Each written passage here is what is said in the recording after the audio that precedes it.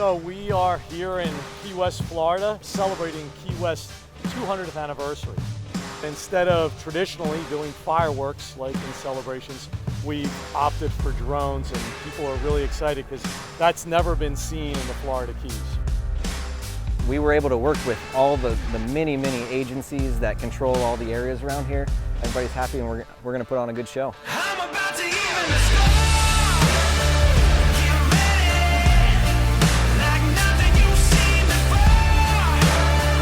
Get ready, I'm about to even the score. It's pretty cool to see how excited everybody is, because this is really a difficult spot for airspace, but everybody that we talk to is so into the drones. They're excited that it's drones instead of fireworks. It wasn't just a standard display. There was a lot that really represented Key West. I liked that a lot. It was awesome. Yeah, It was our that first was drone amazing. show.